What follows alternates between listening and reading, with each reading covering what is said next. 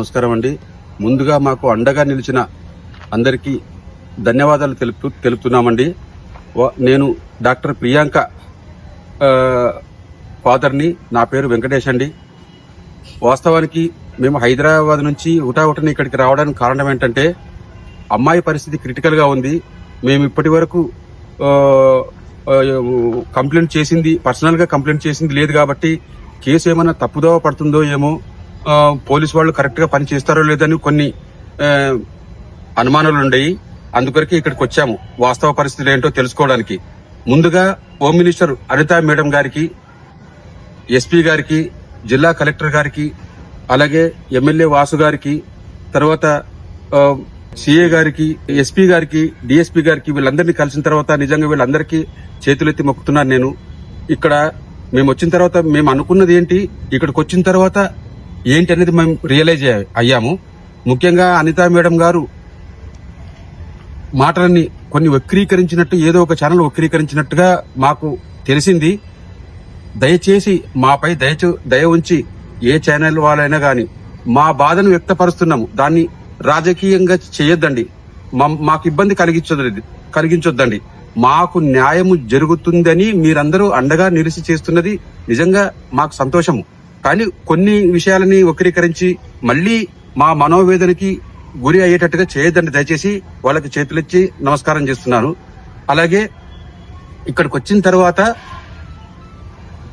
A point of వ్యూలో దర్యాప్తు జరుగుతుంది, వాస్తవంగా మా అమ్మాయి క్రిటికల్ పరిస్థితిలో ఉంది, ఆమెకు ఏదన్నా జరగరాంది జరిగితే, మరణం సంభవిస్తే ఎవరైతే యాక్సిడెంట్ చేశారో వాళ్ళకి శిక్ష పడుతుందా, లేకపోతే ఇంకేమైనా ఇన్ఫ్లుయెన్స్ ఉపయోగించి తప్పించుకుంటారా అని కొన్ని సందేహాలతో మేము ఇక్కడికి వచ్చాం.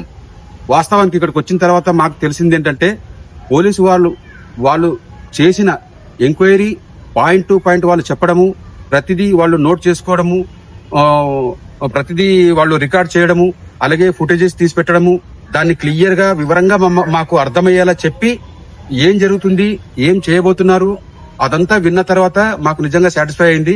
చాలా అద్భుతంగా వాళ్ళు ఎంక్వైరీ చేశారు. ఖచ్చితంగా అంతా కూడా తప్పించుకునే మార్గమే లేదు, అలా చేశారు. వాళ్ళు గట్టి హామీ కూడా ఇచ్చారు మాకు చాలా సాటిస్ఫై అయ్యాం మేము. వాళ్ళు ఫర్దర్ గా కూడా మీకు అండగా ఉండి నిందితులు ఎక్కడ తప్పించుకోకుండా ఖచ్చితంగా శిక్ష పడే హామీ ఇచ్చారు. కాబట్టి మేము మా సందేహాలు ఇప్పుడు నివృత్తి అయినాయి కాబట్టి చాలా సంతోషము. తర్వాత ఇప్పుడు మాకు ఫోన్ వచ్చింది హైదరాబాద్ నుంచి, అమ్మాయి కండిషన్ చాలా క్రిటికల్, మీరు ఇమ్మీడియట్ గా రావాలని చెప్పి ఫోన్ వచ్చింది.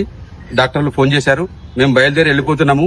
మా కొరకు డిపార్ట్మెంట్ వాళ్ళు చేసిన ప్రయత్నము, అంటే వాళ్ళు చేసిన దర్యాప్తులు గాని, ఎస్పీ గారు, ముఖ్యంగా ఎస్పీ గారు, తర్వాత సిఐ గారు, ఈ డిపార్ట్మెంట్ లో పోలీసు వాళ్ళందరూ చేసినటువంటి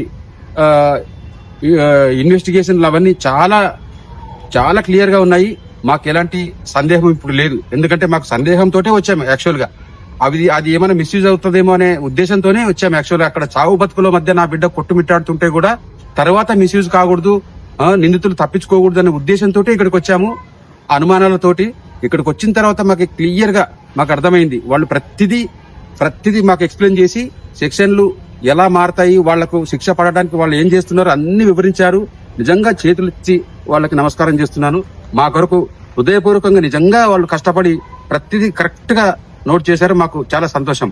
అలాగే ఏలూరు ఐజీ గారు, తర్వాత సీఎం గారి పిఏ గారు రాజమౌళి గారు మాట్లాడిన మాటలను కొన్ని ఛానల్స్ వక్రీకరించి రాసినట్టు మేము విన్నాము.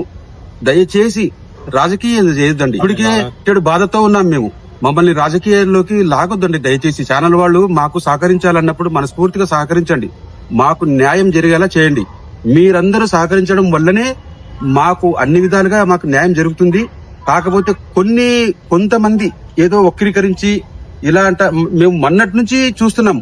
ఒకరు చనిపోయారని, అవయవ దానాలు చేసేశారని, ఏదేదో జరిగిపోయిందని మేము చెప్పని మాటలు, మా దృష్టిలో కూడా లేని మాటలు రాసేశారు. దయచేసి తొందరపడేరా రాసి మమ్మల్ని ఇబ్బంది పెట్టొద్దండి. సార్ వాళ్ళు చేసిన మాటల్ని వక్రీకరించినారని మాకు తెలిసింది ఇప్పుడే, చాలా బాధేస్తుంది. అలా చెయ్యకండి దయచేసి ప్లీజ్.